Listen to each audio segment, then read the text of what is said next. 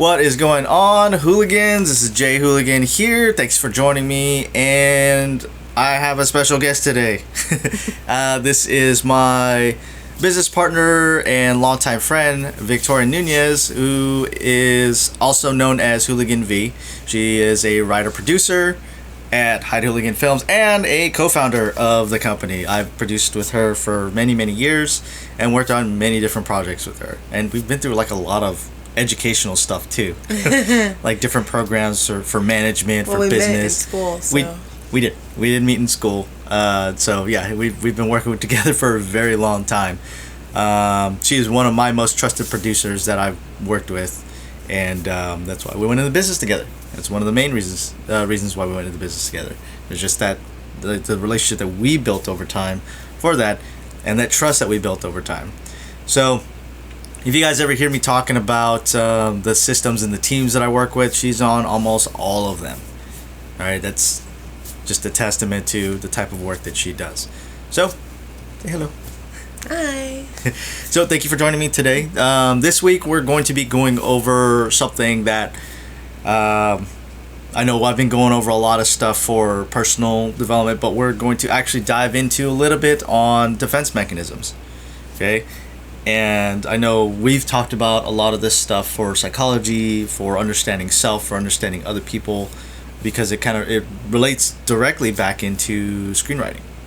With all the characters, especially when you're writing characters, like what their personality is, or what their quirks are, what drives them.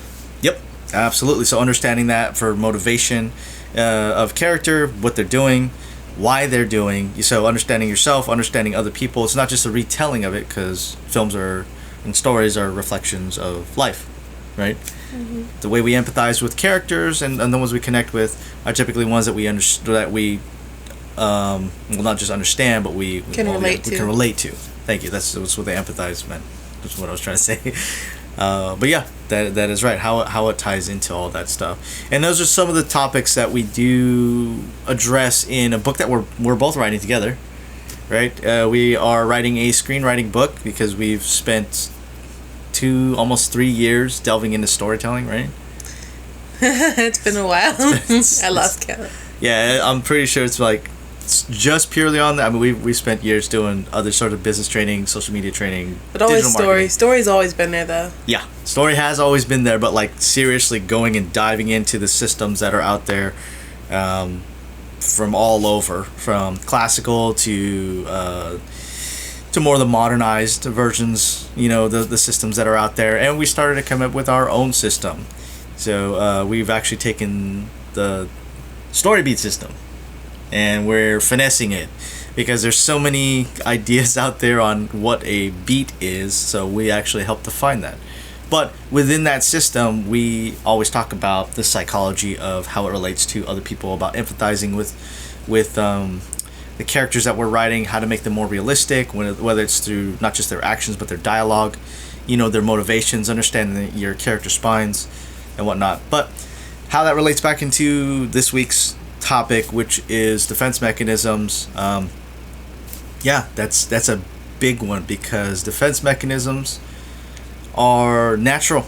They're natural defense mechanisms built into our psychology, and it's meant to help us cope with certain painful experiences. And over time, the more mature you get, those experiences that we thought were more stressful become less and less stressful as new, more stressful situations come to light. So understanding that process, you can actually help fine-tune it, and that's why we wanted to go over this this week for that. Okay, especially again with a lot of high emotions going out there, not just with everything with the lockdowns and for COVID, but also on the political landscape where everyone's so divisive. We want to try to bring people back to zero so they can have grounds to talk to each other again by not just understanding others, but understanding self.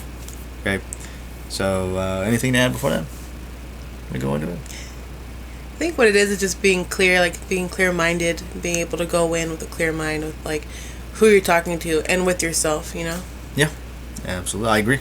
I definitely agree with that. So, all right, then let's go into it. I actually found this really great article from Healthline. 10 defense mechanisms. What are they and how they help us cope? And it's just top 10 most common defense mechanisms, and I thought it was great. So we'll go through these. And the wonderful thing about it is some of these they have like kind of negative effects.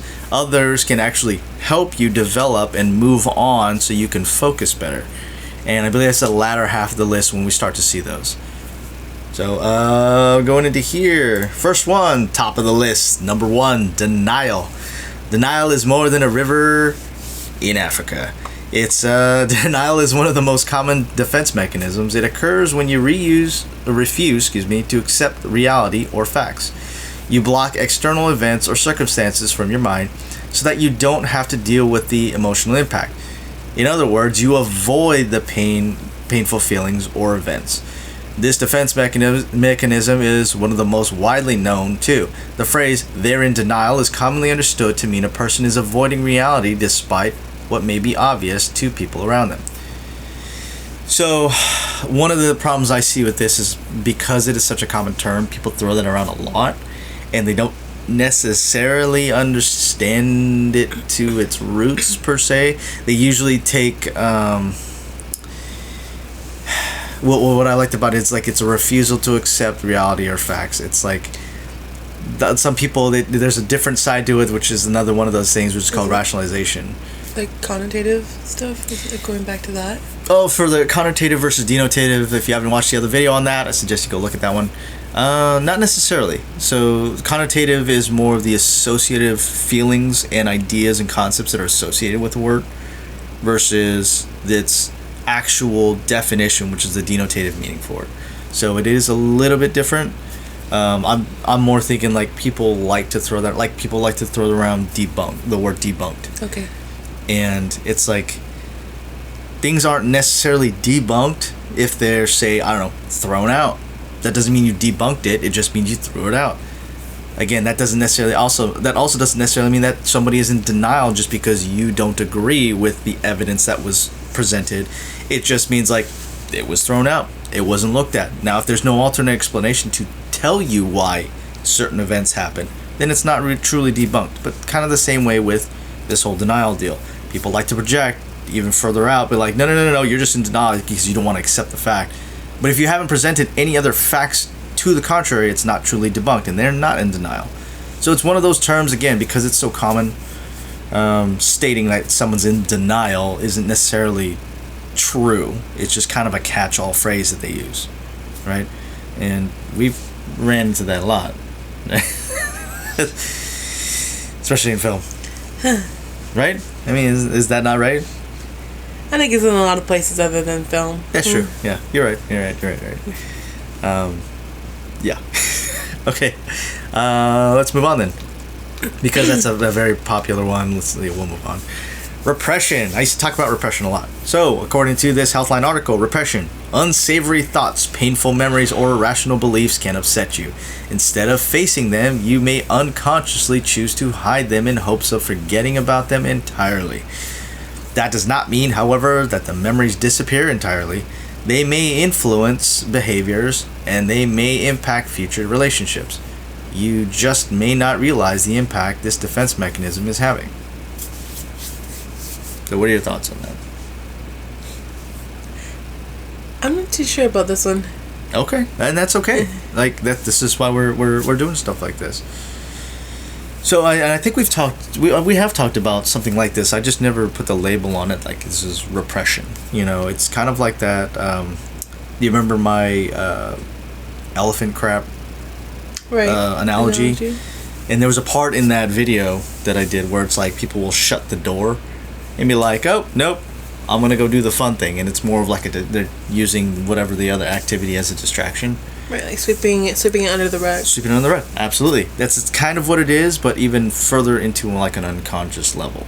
Like people don't realize they're doing these. That's why these are natural defense mechanisms. Right, but I think like the analogy of sweeping it under the rug is that it literally affects the person who's walking on top of the rug. Yeah. Like could be tripping, and falling and hurt yourself, right? If you're not dealing with it. Yeah, I like that. Just it's like you're tripping over like, oh, this dang rug, but not realizing you put all that stuff underneath. It makes you unbalanced, right? Yeah, I agree to that. It's a great way to put that. Keeping it. Everybody heard that was mine. I'll edit it out. I do the thing. I won't do it. All right, number 3 on this list. This is a big one. We've talked about this. Projection. Some thoughts or feelings you have about another person may make you uncomfortable.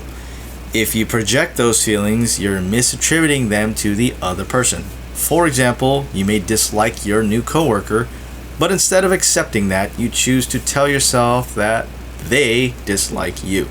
You see in their actions the things you wish you could do or say, or just things that you're not actually dealing with. Okay? And we talked about this one a lot.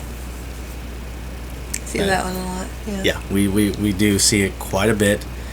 And the idea of projecting your insecurities onto somebody else. I think I mentioned it last week with that quote, which I misquoted by Emerson and Thoreau back when I used to study them a lot in high school with transcendentalism and stuff like that. But you can't love or hate something about anybody else unless you love or hate that about yourself.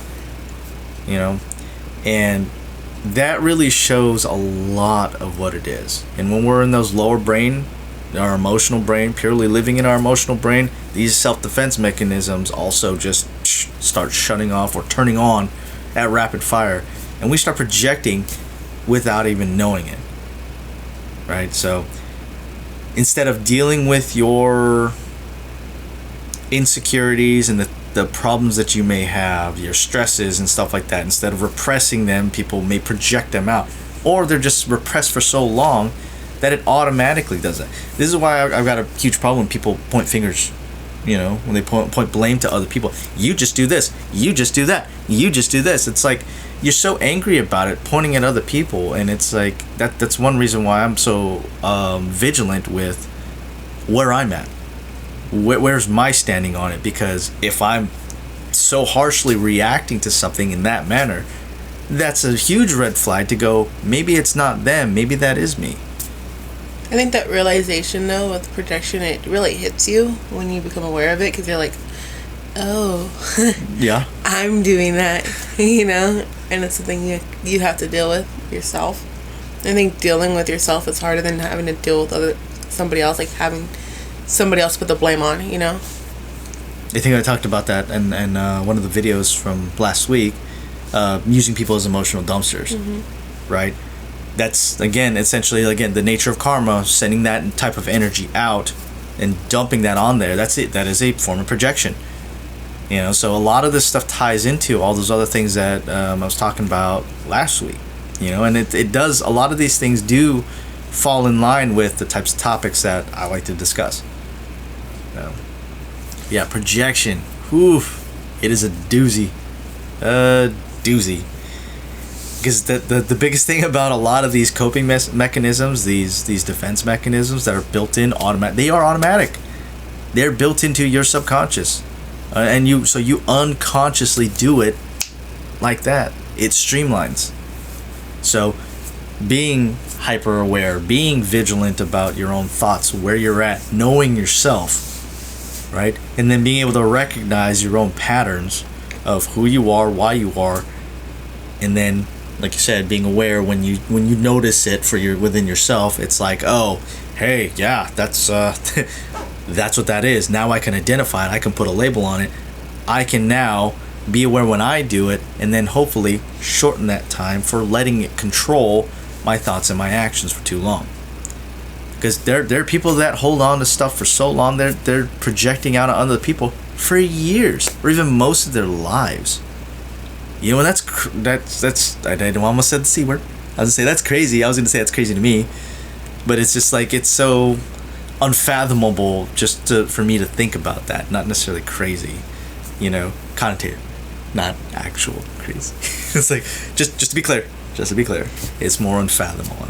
And then it's like unfathomable to me. Well, I think it's It's interesting because when you're dealing with that stuff and you become aware of it and you start to see it in other people, then you can take that and be like, it's not me, and not hold that blame or that whatever that person is trying to push on you, not hold it within you and create all these negative thoughts within yourself, but just recognizing that it's them trying to project their feelings onto you and be like, I mean, your responses to them, what would your response to be to them? Just, it's hard because they're just going to want to say what they want to say, but ultimately when it's up to you to decide how you take how they approach you with stuff, with their projection, with their negativity. Yeah. Right? And you're right. It's actually really hard to talk to people that project.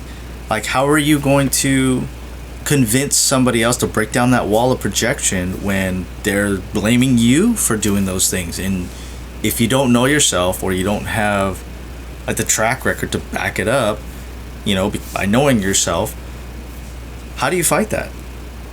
Like, how would you approach that if someone does that to you? Like, how would you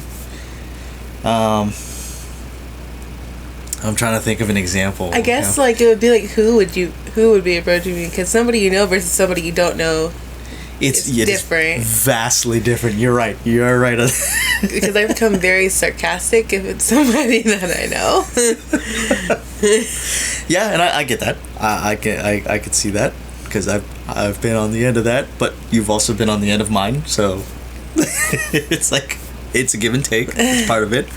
But we do accept those parts of ourselves. Well, even in passing with other people, I think it's more of a passive thing when people start doing that. Instead of focusing on what they're projecting onto me, I try to focus more on myself, on like, how am I reacting to this? How am I taking them talking to me this way, right? Am I going to let their words affect me?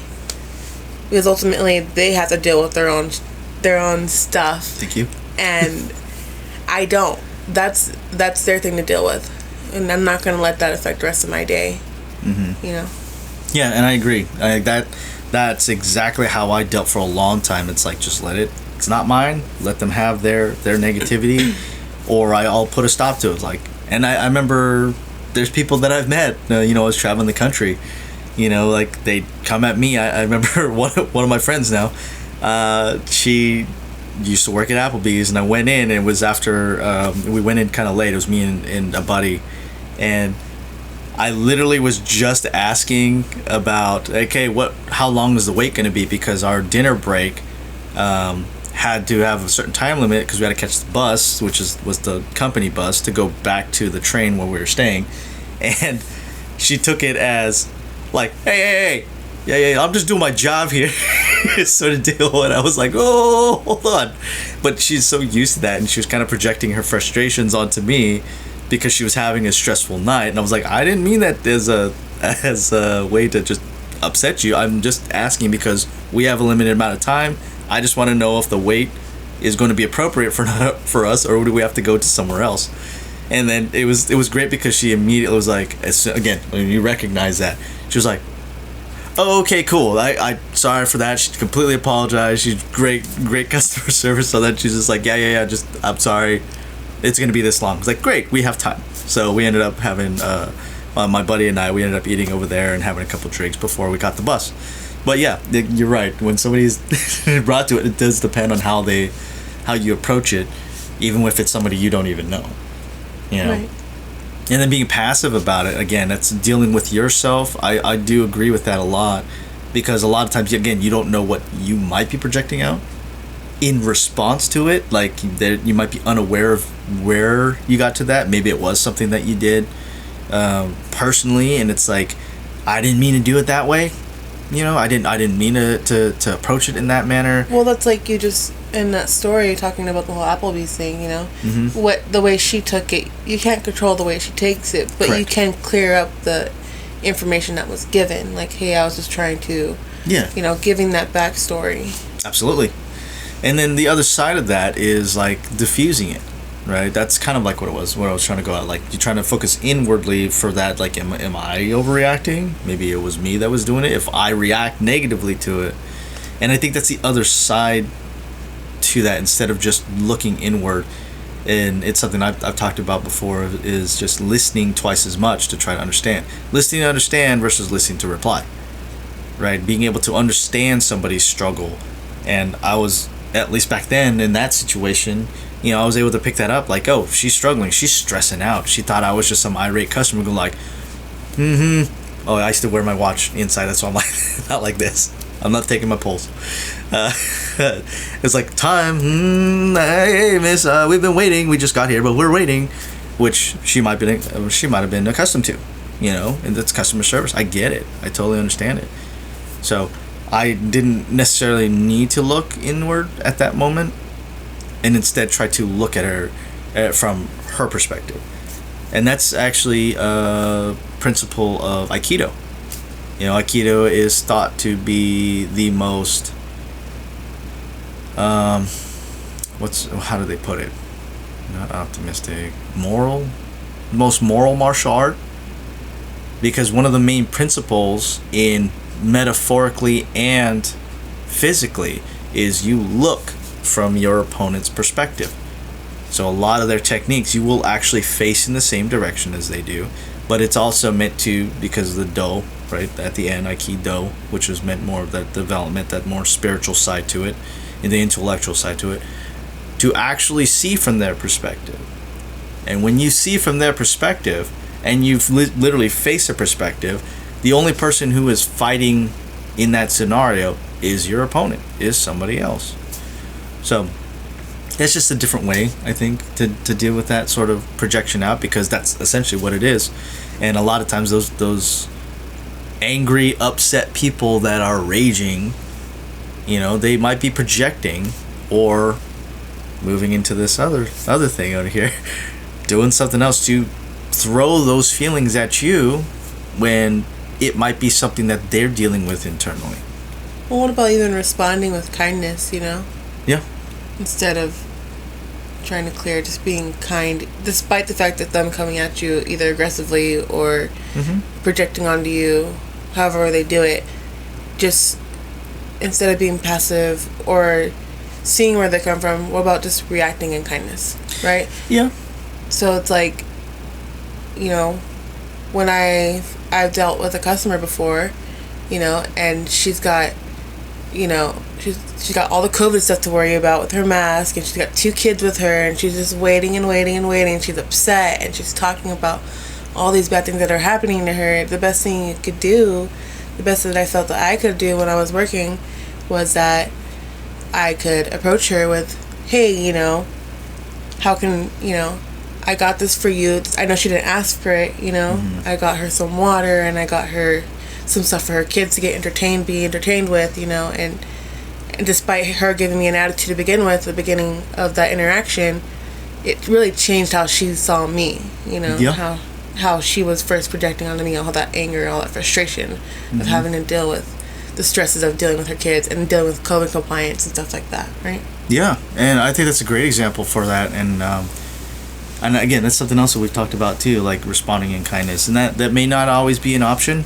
because people have still lashed out even through that, because they'll take it as like an act of, oh, you're undermining my feelings, even though that may not be the case. Again, that is a projection of their insecurity of, you're undermining my feelings, you're not listening to me, you just want to diffuse it because you don't care. And again, that may not be the case. So like you're mentioning, it does really depend on who it is, how they approached it, what the situation involves, and sometimes it comes out as like sarcasm, which again, I'm a huge fan of sarcasm, just sometimes a little bit, but I'm okay with that, because I know myself. I think it's healthier to laugh more than sit in anger, and I think I mentioned that too, like how much your darkness is versus how much your light, because even if you're just having a good time, doesn't mean you have to take it seriously if you're making jokes and whatnot, but as long as everybody's having fun, then great, but that kind of moves right into our next one, right? Is there anything else on projection you want to share? Cool. So number 4, displacement. This goes kind of like what we're talking about. You direct strong emotions and frustrations toward a person or object that doesn't feel threatening. This allows you to satisfy an impulse to react, but you don't risk significant consequences.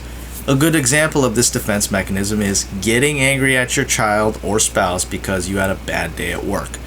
Neither of these people is the target of your strong emotions, but reacting to them is likely less problematic than reacting to your boss. So again, that kind of goes right back to it. It's like you don't know what type of situations they may be dealing in, and if it's not yours, that may be a form of displacement. You know, people had a bad day, or they come in. I know we've talked about that too with customer service, right? I'm sure you've experienced that like all the time, you know, because it's more recent for you, right? Like, is that true? Yeah. Okay. It's like, well, yeah, just this displacement is again, you may not be involved, and that's the thing. They might be off-putting on you, and I think I mentioned that in one of my other videos. It's like being that emotional dumpster is essentially what I like using that term, because it's very,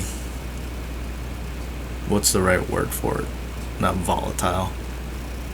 It incites the imagination of what that actually means, and just the negativity that's involved in it. And what sucks is that there's people like in customer service where they literally can't react to it, or else they'll get in trouble and possibly lose their livelihood. And to be honest, that's completely unfair for them, for people to use people like that just because they're having a bad day. But learning to recognize that part if you're doing that. And again, these are natural defense mechanisms. They happen, you know, almost always unknowingly. But being vigilant about it and not being aware of it will help you with it. But how often does it happen? It happens all the time. And again, just dealing with that, right? Understanding where someone's coming from. Because a lot of times, maybe they just need that ear. I think, man, I've lost count of like how long ago that was and how many times. I used to just, when people are upset, I'd just sit down with them and talk with them. Hey, just let it out, man. Talk to me. And just strangers. People, I have no idea who they are. And just seem like they're having a bad day. Hey, I got some time. What's going on? And just listening to people talk, and just the habit of letting it out to where it's no longer like they feel boxed in to displace that anger, frustration onto somebody else.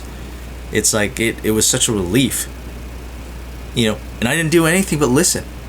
I didn't give any advice. I didn't tell them anything. I just sat there and listened. And you'd be surprised at how much just the act of listening can change somebody's day. I've met so many people. People just want to be heard. Absolutely. That is absolutely correct. They just want to be heard, because a lot of times they say in customer service, or they got all that stress, I got to put on a happy face while all these customers are yelling at me, and I can't yell back. Where does that all go? Well, unless you've got some sort of outlet that you put it on, it may come out as a displacement of your own onto somebody else that you may care about, even your friends or family, or your kids, you know. They talk about it in How I Met Your Mother.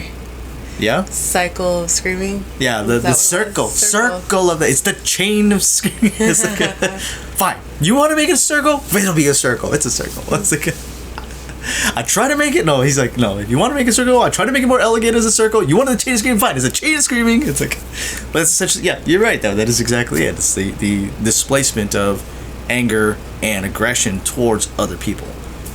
Right. This is super common in the digital era. What's up? Are you still on displacement? I am still on displacement. You're moving forward. That's I haven't moved forward. This is super common in the digital era, and I've talked about it. I call it the digital demon because of how it portrays people to other people. It is at its root a form of objectification, because it's much easier, but because you have a digital wall up ahead, like in front of you, and people no longer treat people as people, they treat them as profiles or as avatars, things that are less important than, say, a face-to-face with another actual human being with feelings and feeding off your energies and and seeing the reaction of the words that you're throwing out, right?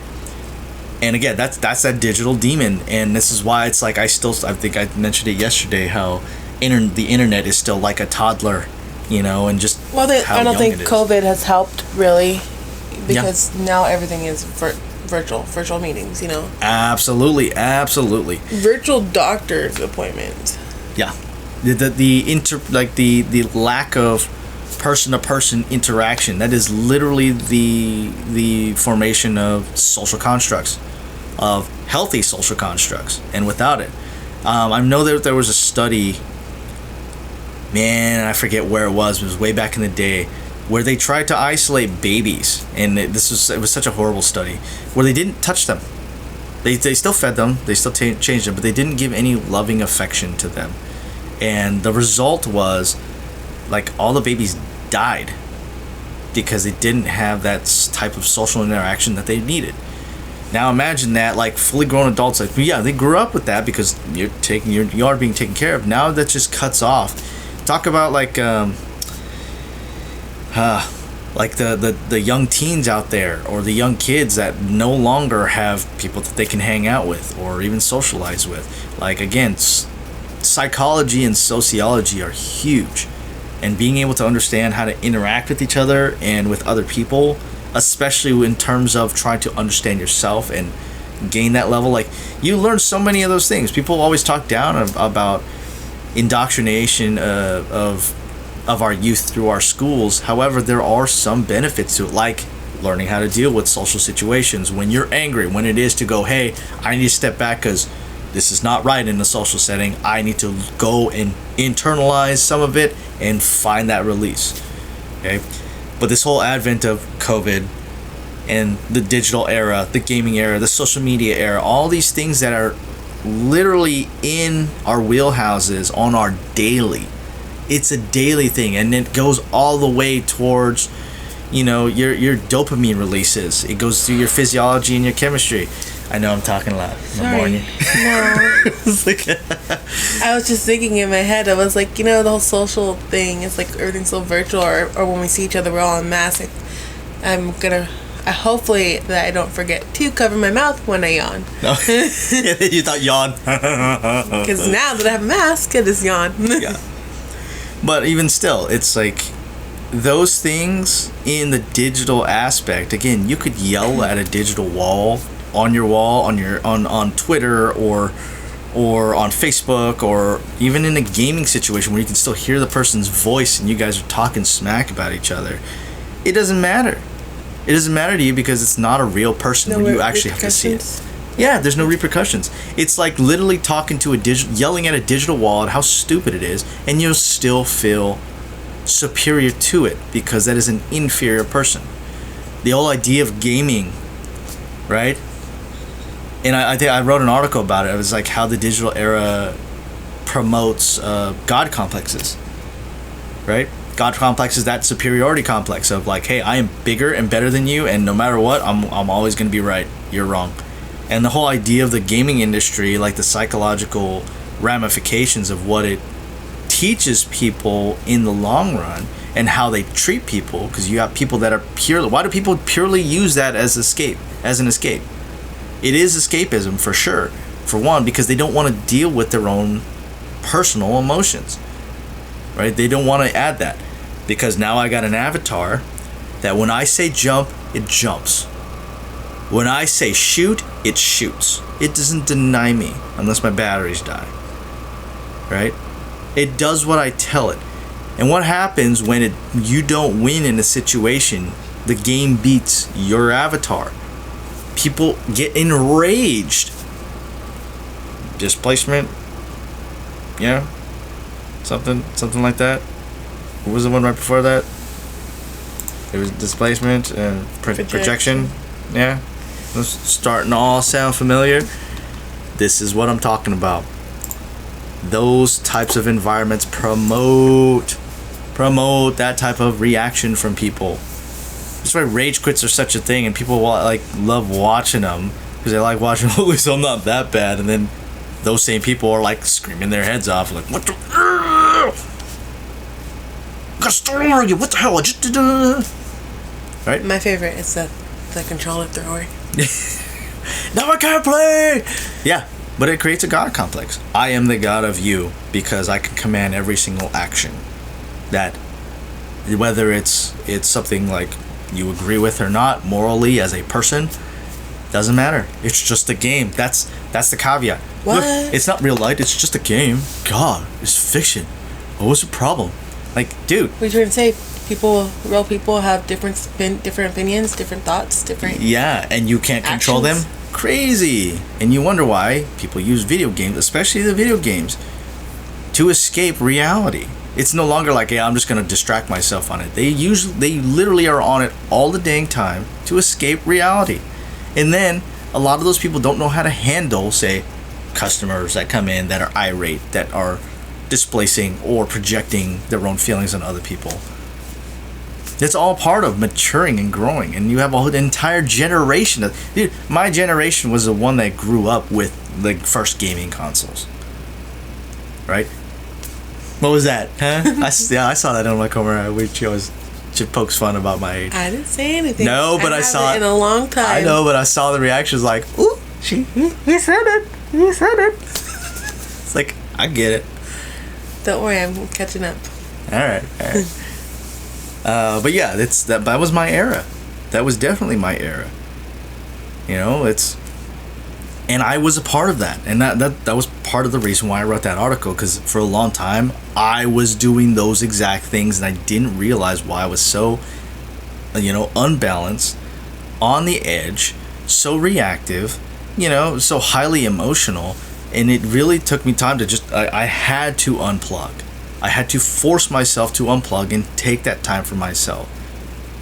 And once I finally was able to do that and start meditating and bringing it back to like my own spiritual development to develop myself, that's when it started to improve. Because I started to recognize a lot of these things that I was all doing, because it's a natural thing that happens. But if it's natural for it and you let it happen all the time, that's where a problem comes in, where it starts screwing with your psyche. It starts screwing with your subconscious. It starts programming that behavior into who you are. And that's when we talk about like cyclic behavior, right? People think like when it's in a cycle, they just keep repeating the same loop. It's like, no, you're not just walking in circles. It is actually a spiral.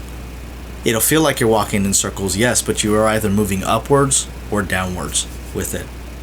So, and that direction can change seamlessly also, depending on how you react to it or what you allow to yourself to react to, and the choices that you make. There's so many deciding factors, is it nature or nurture? It's both. It is absolutely both. So try to understand those cycles and how to break them, how to pull yourself up from like going just further down and down and down into this negative spiral, versus now I can start focusing on myself and building up. And it's still going to be, sometimes it's going to be those same types of actions, but reintegrating in that thoughts of like, now I'm no longer looking down to move down, changing the polarity of your thoughts and actions, right? So you can move up. Huge empowerment of self.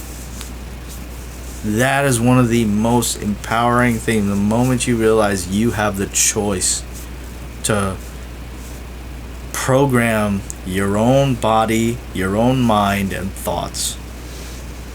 Like the moment you can really truly grasp that and empower your dang self, things change.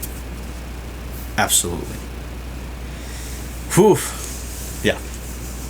What else we got on this list? Unless you got anything else to add on displacement. I know that was a huge one. Projection, displacement are huge. They're very closely related to one another. But they both generally deal with the insecurities and the stress that we feel inside. Right? Alright. Just to move on here. Regression. A lot of people all talk about this. It's usually seen, it mentions it here, it's very apparent in toddlers. But adults can do this as well. Regression. Some people who feel threatened or anxious may unconsciously escape to an earlier stage of development. This type of defense mechanism may not be obvious, may be most obvious in young children. If they experience trauma or loss, they may suddenly act as if they're younger again. They may even begin wetting the bed or sucking their thumb. Adults can regress too. Adults who are struggling to cope with events or behaviors may return to sleeping with a cherished stuffed animal, overeat foods they find comforting, or begin chain smoking or chewing on pencils or pens. They may also avoid everyday activities because they feel overwhelming. So again, that's just that whole avoidance thing. And again, regression is one of those things where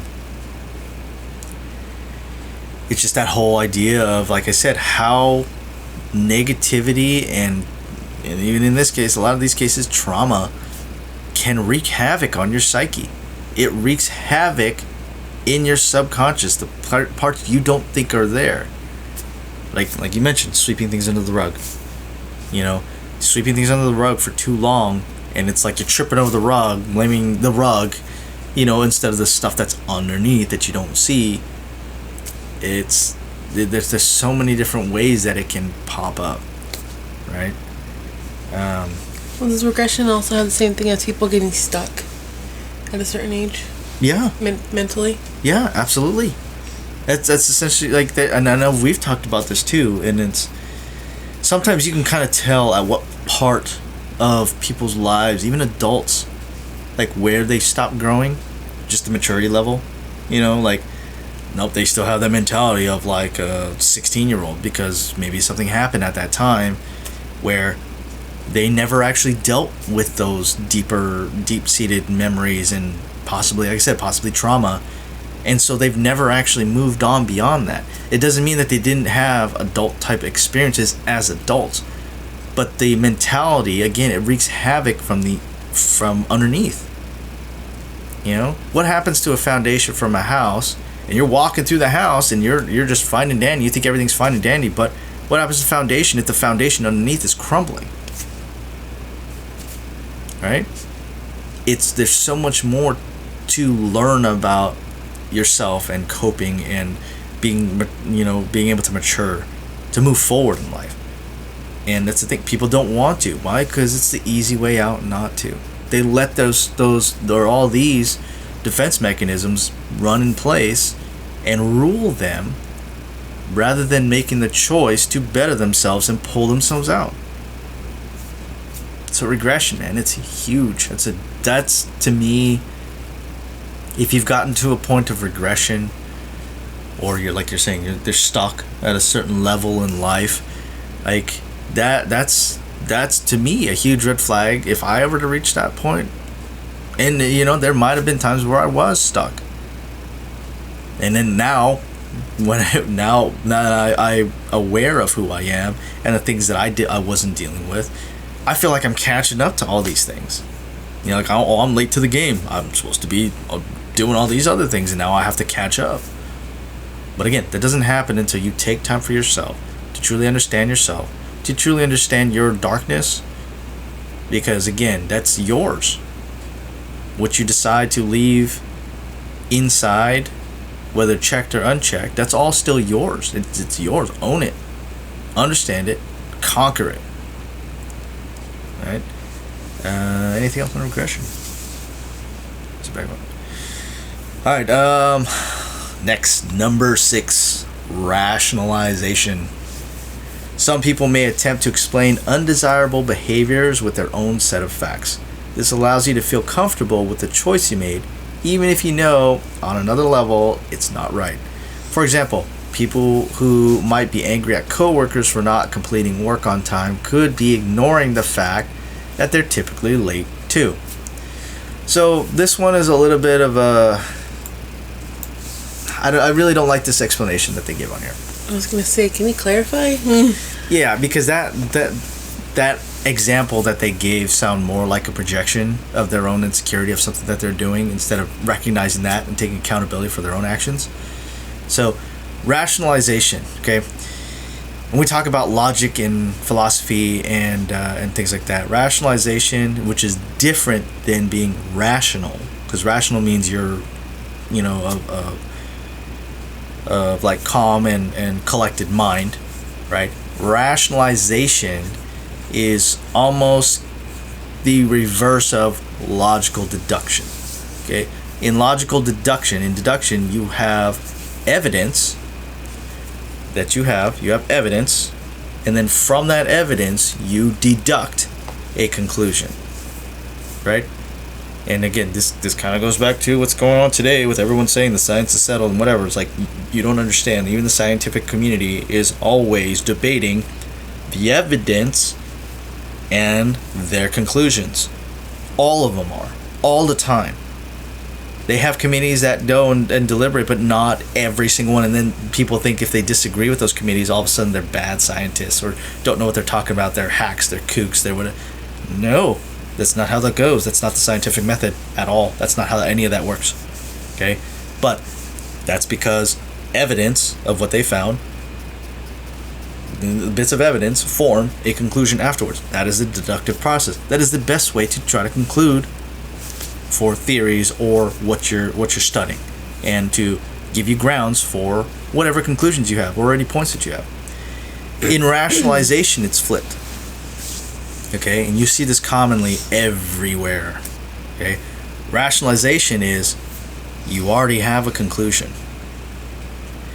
and then you go look for the evidence which backs up your conclusion.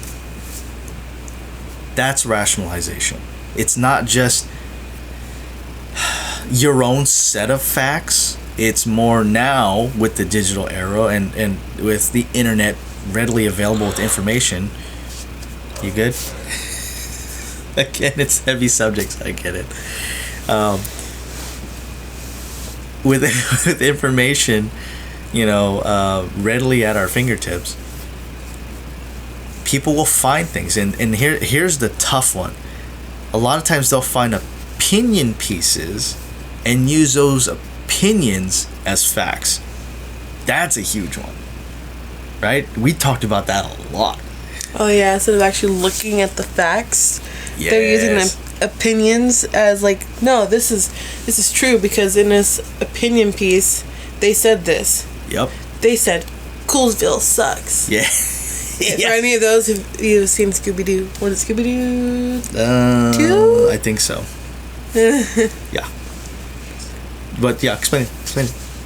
What's that? Scooby-Doo 2. What that whole advent was that for? What was it? Fred was doing a news interview and she's asking him questions and they're recording him and he's catching on that they're kind of loaded questions, and so he goes, you're trying to make it seem like Coolsville, like I think Coolsville sucks. And then they go back to the van and they're watching the newscast with Fred in it, and they cut the part with only him saying Coolsville sucks. And I think Coolsville sucks. Yeah, he's trying to make us think. Yeah, I think Coolsville sucks, and that goes out to nationally. So all everybody else is seeing is, I think Coolsville sucks, instead of saying, oh, you're trying to make it seem like I think Coolsville sucks. Yeah. Just taking it out of context. Absolutely. And taking it out of context a lot of times goes towards rationalization. There was another incident where somebody had sent me this whole article on how milk is bad for you because look, and it was an opinion piece. That was the thing. And what gave it credence was they try to pull from studies that were actual studies, like even from the FDA. Thing is, though, like I said, if you haven't caught it, I'm a bit of a science geek, and I love looking at research. I love looking at data and seeing what that data is, and then maybe even coming up, like, is that conclusion a sound conclusion? And I can make my own judgments about that, because that's part of the scientific method. I love the scientific method. I love deducing problems and problem solving and stuff like that. Hey, there might be a plot hole. That is the whole purpose of the scientific method. Anyway, I digress. That whole thing, I went to go look at it because it says the FDA, I remember this correctly, in that article, in this opinion piece, said, quote, the FDA says, quote, milk is bad for, or is, oh man, now I just lost it. I think it was, there's no. I think I read. It says milk has no nutritional value to the body. Okay, I actually went to that study and I read it, and there is only one one part in that entire study, because you have to, if you're drinking the whole milk and stuff like that, you have to have magnesium and other stuff that are involved with it, which is why it's processed the way it does, so then the body can actually, benefit from it. But there's only one part in that FDA study that says milk has no nutritional value to the body. And that was in the premise of why they did this study in the first place. It says, we are looking to find out if milk has no nutritional value.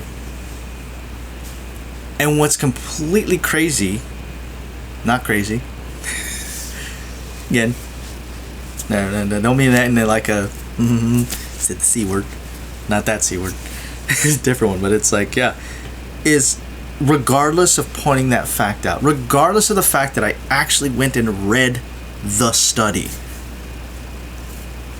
the person who sent it to me still didn't believe it. Nope. I take this opinion piece over your facts. It used to be, and you've heard me say this before, it's hard to argue facts. What is it? Cognitive dissonance? Cognitive dissonance. When you're presented with a new fact, your brain, which has accepted other counterfacts, creates a form of dissonance in itself to where you cannot accept it, and therefore creates cognitive dissonance and usually results in a projection, a rationalization, or any other of these self-defense mechanisms to fire off. I'm telling you, this stuff happens all the time. Leave or I shall taunt you again. Yeah, but rationalization is a huge one. Again, you see this all the time. But look at this one, and then people are like, but that one's not credible. It's like, well, how do you know it's not credible? Well, and then they don't understand. Some people may be taking those opinions as facts versus, hey, this is a fact. And I remember exercises like that doing in class in grade school. They used to say, hey, pull out just the facts. Understand this is an opinion. I don't know if they did that in your generation or not. No, they, at least not that I can remember. It's really disheartening to hear. I think in high school they did a little bit more so. That's good though. It was like my econ teacher. Surprisingly, my econ teacher did. Yeah, just did more of that, but not anywhere else. It was always just everything was taken out of context. And it wasn't like, oh, do your own research. And I'm sure they pushed for it, but because we were at that point where it was like between using books and using Google, so it was just like whatever we find. And since we had the option to use Google, then it was more just us using that. User friendly, which was more like opinion pieces than anything. And it's interesting because they and again, I don't know if they taught this throughout your generation. They talk about primary sources versus secondary sources, or tertiary sources. I always love to go to the primary source. Show me where the fact is, where it lives. Where does that data live? I don't care about what anybody's opinion is about it. Show me where that fact lives.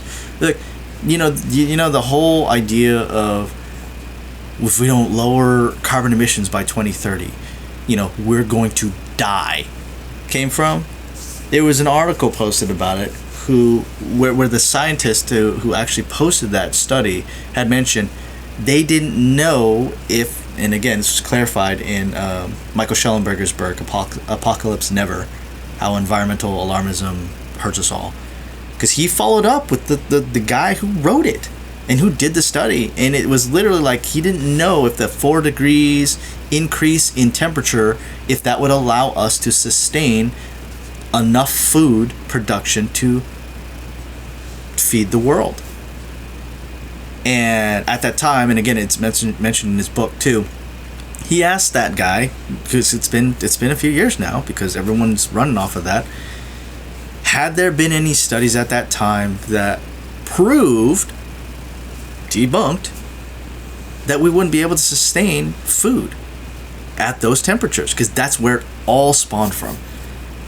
And even that scientist who posted that original article said, actually, there was. At the time there wasn't, but there was. And even with the 4 degree increase, food ran just fine.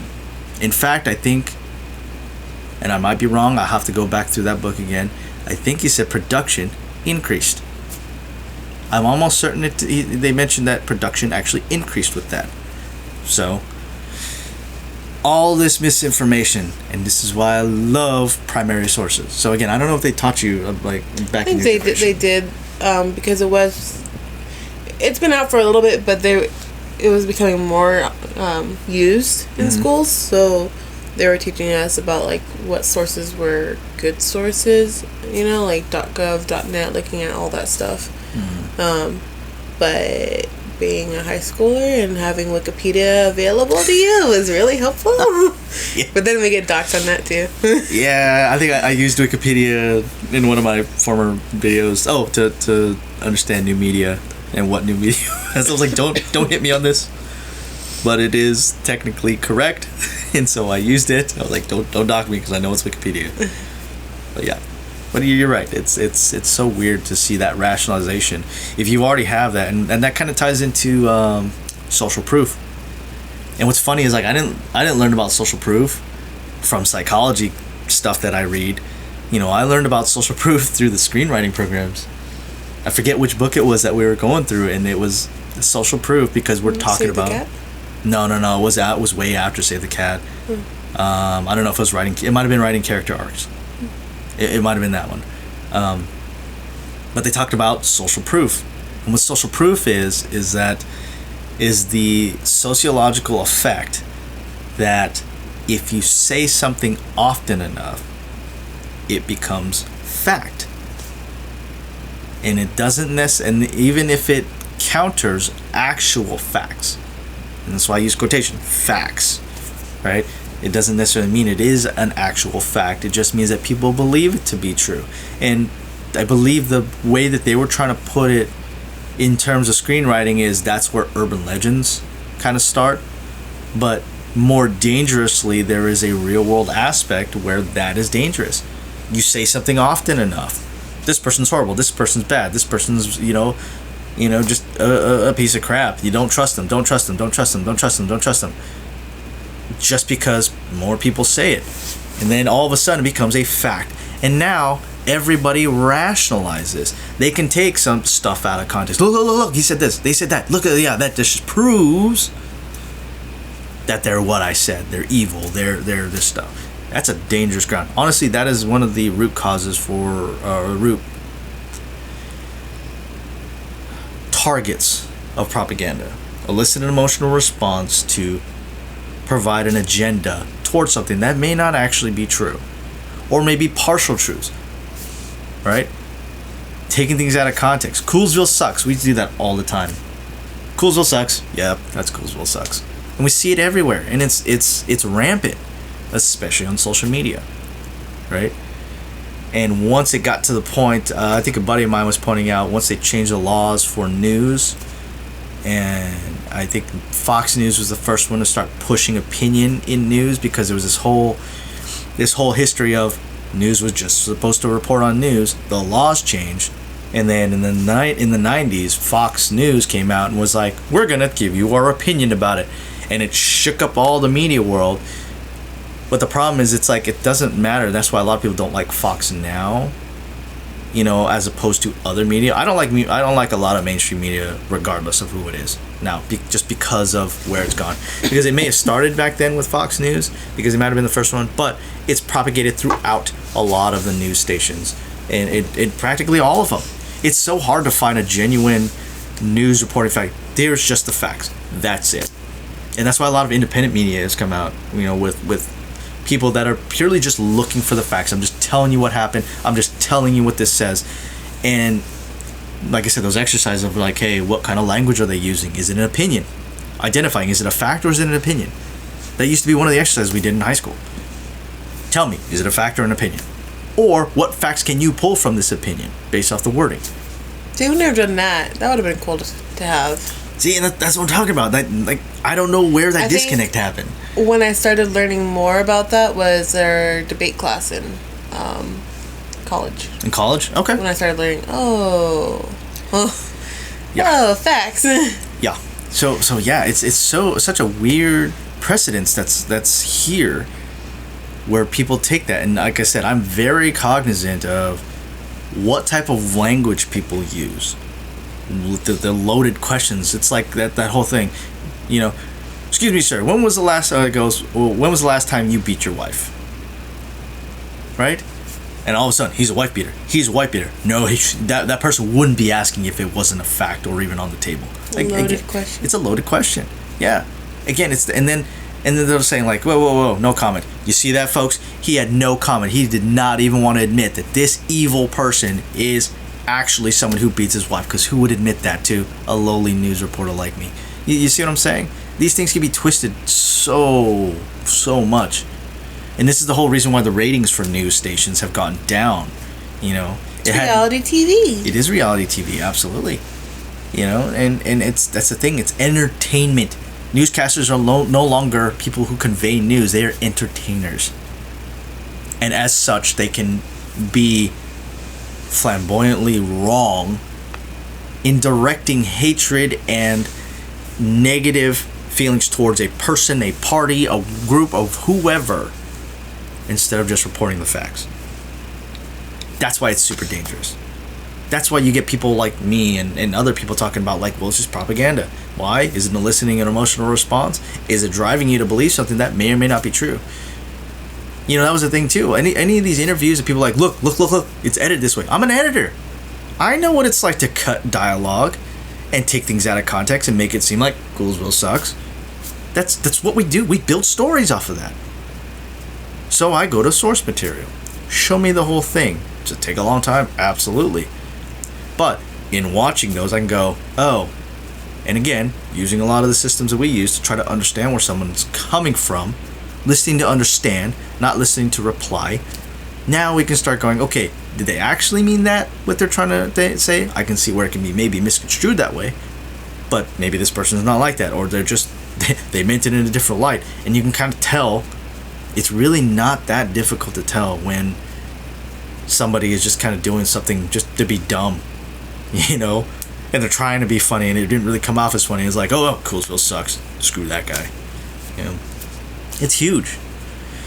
The next one's on this list. Anything else on rationalization? Because I'm huge on why people, you know, that use rationalization instead of deductive logic to come to their conclusions, and primary sources and all this. It's all this ties together. It's so asinine to think that people don't do this on the regular. Ooh. Yeah. All right. The next sections of these are generally defense mechanisms that might be used to help improve yourself. I'm actually going to save sublimation for last because that is a big one that I've already kind of talked about and alluded to. I just haven't put a label on it in previous videos. So moving on. Number 8, reaction formation. So people who use this defense mechanism recognize how they feel, but they choose to behave in the opposite manner of their instincts. A person who reacts this way, for example, may feel they should not express negative emotions such as anger or frustration. Instead, they choose to instead react in an overly positive way. I get that. I think that's much more productive, only with the caveat that they go and deal with those frustrations directly.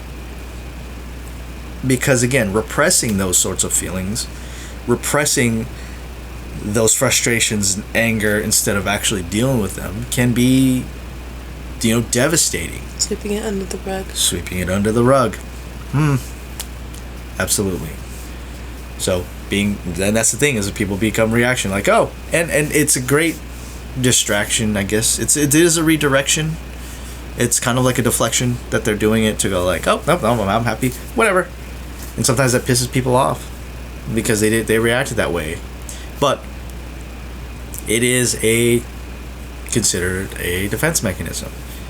And again, I can see it more of like trying to keep that vibe going. Hey, that's like somebody trying to push you off your bike and you're like, no, just keep going, just keep swimming, or pedaling in that case. But it's kind of the same idea, is you're no longer seeing that as something that is deflecting you off of your path. You were just focused on boom, and keeping your energy, your motivation, whatever you need to continue on with that. reaction formation. That could also go the opposite way too, but then I guess that runs more into displacement or projection in that sort of sense, right?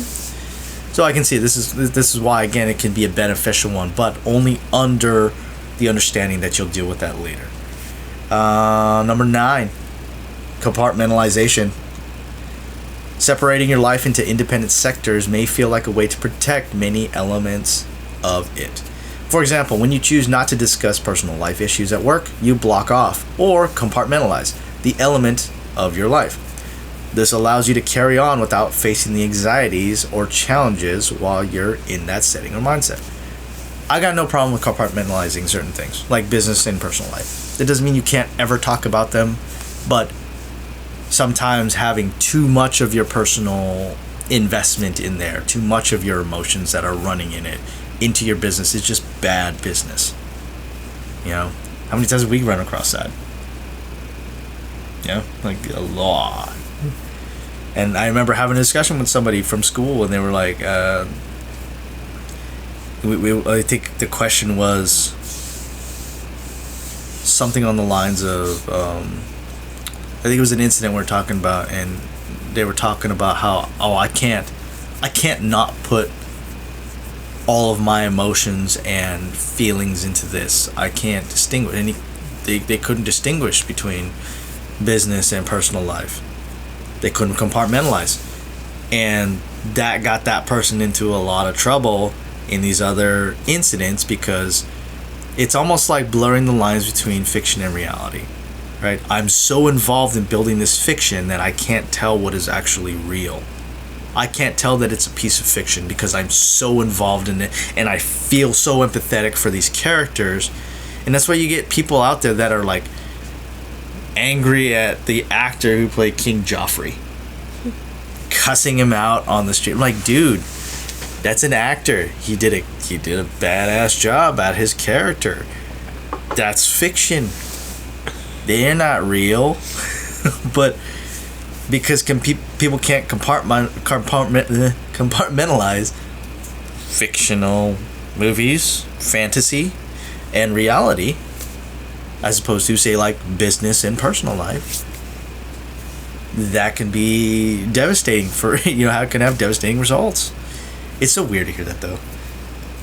King Joffrey. Boo! Oh, that's the whole thing that well, Cersei too. Yeah, Cersei too. Oh yeah, a lot of people from Game of Thrones, but that's the whole thing that they're doing in Billy Zabka.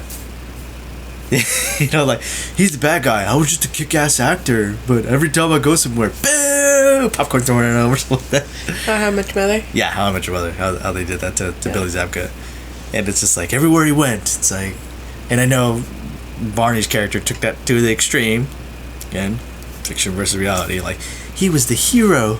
This poor... He was the Karate Kid. He had known karate. And he had to deal with this bully named Daniel. And I almost want to say that's what kind of spawned Cobra Kai. No spoilers, but I feel like that Cobra Kai. Yeah, but I feel like that premise is what spawned them to go, let's bring it back. Okay. Let's bring it back and kind of explore some of those feelings on there, because it's technically a valid point. Technically, Johnny Lawrence, he was dealing with his emotions with his ex-girlfriend. And this kid, is trying to get in his face. He even had him charge him, trying to fight him, and he tripped him a couple times, and on the third time, popped him. He gave him chances to escape. Didn't happen. Who was the real bully? Real Karate Kid. Yeah, Karate. I love Karate Kid, though, for a lot of different reasons. But anyway, that was the whole idea of compartmentalizing, again, keeping that separate. And again, that the idea that people think that means you can't have any passion or emotion into your business is just false. They are not mutually exclusive. And that's a big one. That's another big one. Number 10, let's move on to this. Intellectualization. When you're hit with a trying situation, you may choose to remove all emotion from your responses and instead focus on quantitative facts. You may see this strategy in use when a person who is let go from a job choose to spend their days creating spreadsheets of job opportunities and leads.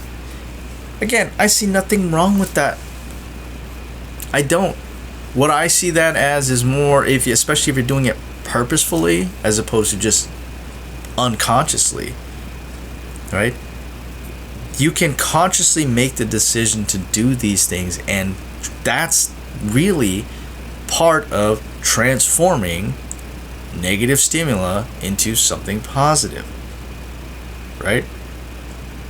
Turning those negative feelings that you may have into work, into building something better that's going to drive you into the next phase of your life. It's going to drive you into the next project. Like, that's another book I want to write. Literally how to use that, transform it. Like, that's again just something that can empower you. So again, intellectualization, if you're doing that and letting it run on itself, it's different, because there is that caveat of you going back and dealing with those and allowing yourself to feel that disappointment or upsetness, sadness, or whatever from that. But you still can feel it. You still have time for that. Taking time for yourself to do that and to let loose of those things. All right. Last one on here, sublimation. And this is why I saved it for last, okay? This type of defense mechanism is considered a positive strategy. That's because people who rely on it choose to redirect strong emotions or feelings into an object or activity that is appropriate and safe. For example, instead of lashing out at your employees, you choose to channel your frustrations into kickboxing or exercise. You can also funnel or redirect the feelings into music, art, or sports. All right. Talked about this a lot. Outlets. A true outlet is sublimation. You have to consciously drive those feelings into an activity to grow. It's something that constructs. In exercise, you're in this example, kickboxing or exercise. Kickboxing, you're building a skill.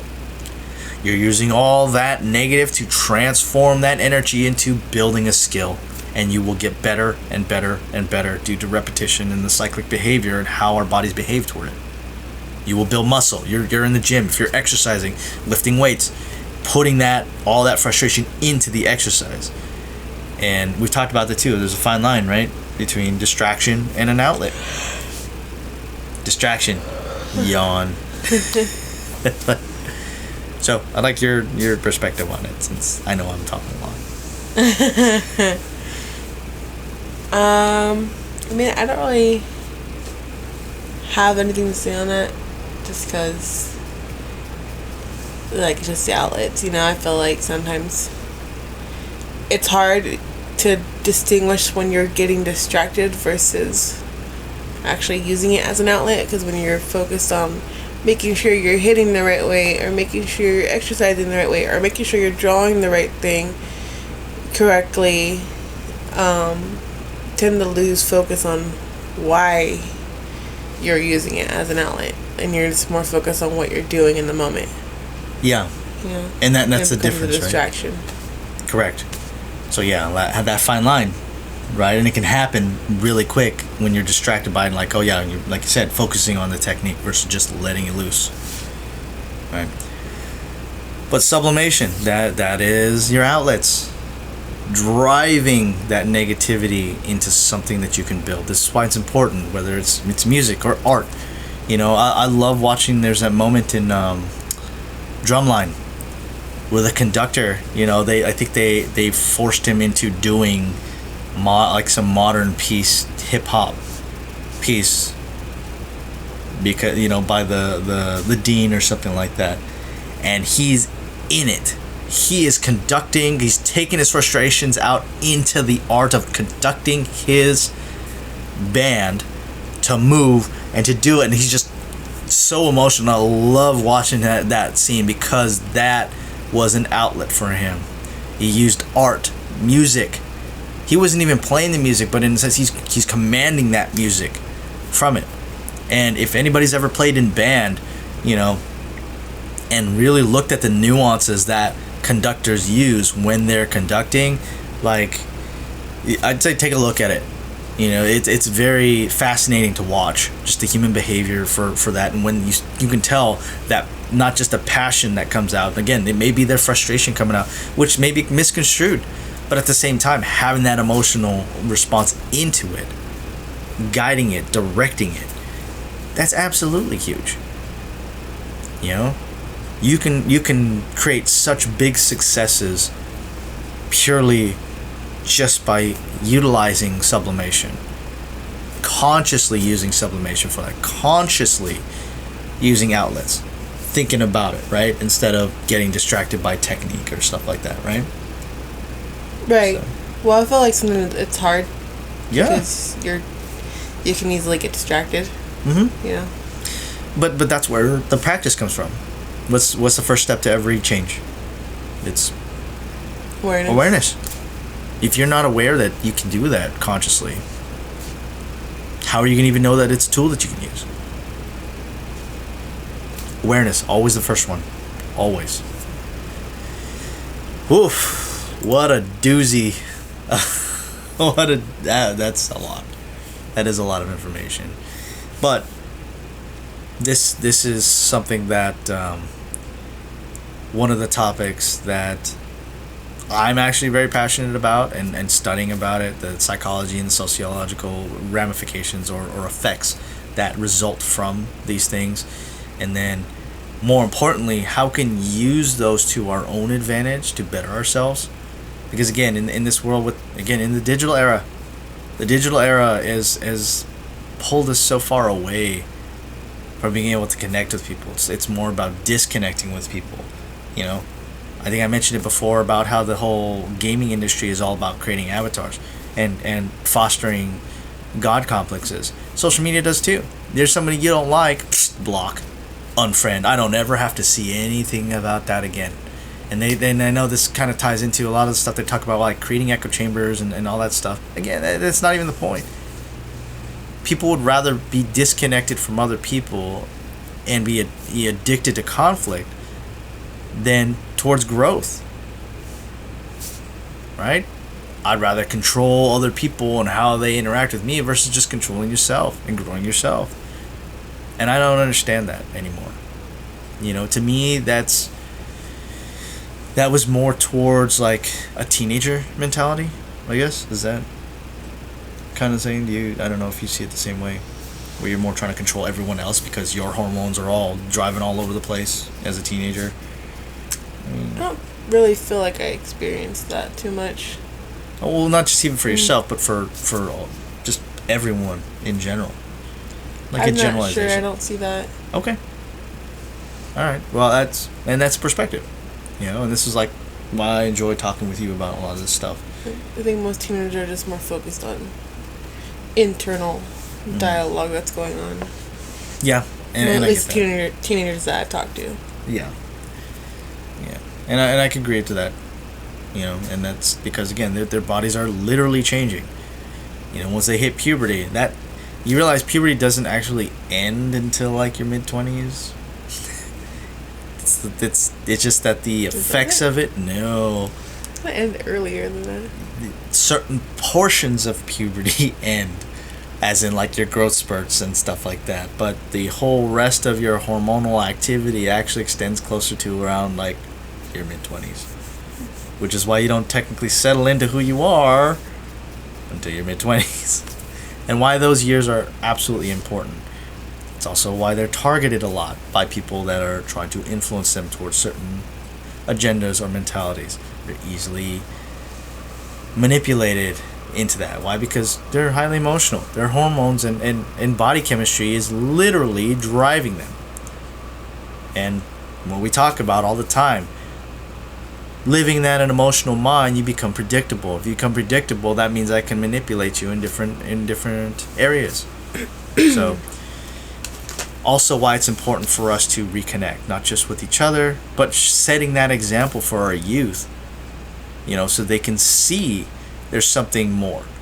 Can you imagine that, going through life and like you're this completely hormonal teenager where it's like you're so angry and everything's moving and you feel like you're all left and right and not all there, And then you look at all these adults acting the same way, and it's like, there's no way out of this. What the hell? What is there for them to look forward to? Who can they turn to? Set the example, man. Set a good example for them. You know? It's for the children. Do it for the children. It's like...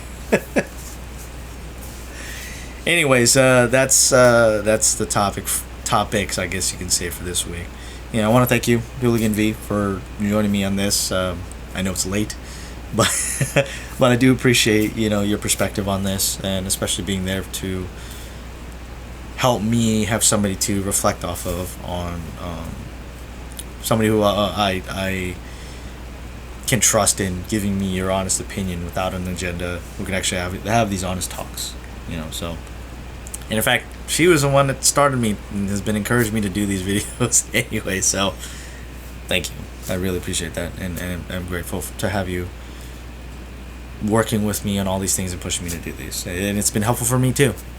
All this stuff is for me. I think I mentioned that before. I use a lot of the things that I can pick out from other people to help be more vigilant on myself. You know, because if I can spot it elsewhere, that means I can also spot it in myself. Because again, those natural defense mechanisms, which are natural, there's nothing wrong with them. It doesn't mean you can stop them, or you should stop them. But recognizing when they take place and consciously being able to move forward, being mindful about that stuff, that's the game. That's the game within your own mind, to try to conquer your own mind and your own self.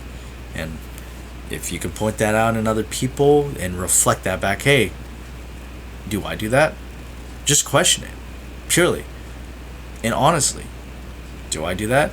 When did I do that? Was I okay? Recognizing that, awareness, always first. I think it's good to have somebody that you can talk to like that. Mm-hmm. Finding someone that, yes, you check them, but they also check you. Mm-hmm. Yeah, and I mentioned this in I want to say it was the Negative Speak video. If you need help, whether it be a counselor, a therapist, a group, you know, go get it. There's nothing wrong with it. It is normal. It is human. That was the whole idea of that study I was talking about. Like, it is human to be... We are social creatures. Not every creature out in nature is social. We are not one of them. We have to be there together in community. Okay. Thanks for joining us, guys. Hopefully you enjoyed this very long video. But again, this is the type of stuff that we want to talk about. We will want to eventually bring it back to film, you know, because that's what we do. That's our passion. I'm looking films. Right? That's where we want to be at. So want to bring everybody along with us, but if nobody can communicate with each other, then it's like that teenager going like, where's the end game? Where's the end game where it gets better? Right? Because it can't get better if we're excluding anybody. That was kind of the whole purpose of a lot of the protests that have gone on, a lot of the disconnect that's been going on. People were feeling left behind, and then that projection came out of, now you're left behind. And it's like, that's not how that works. You cannot take the high ground in that, and you're like, yeah, take it, bitch. Sorry, I said a bad word. Yeah, you can't get that sort of result. It's counterintuitive.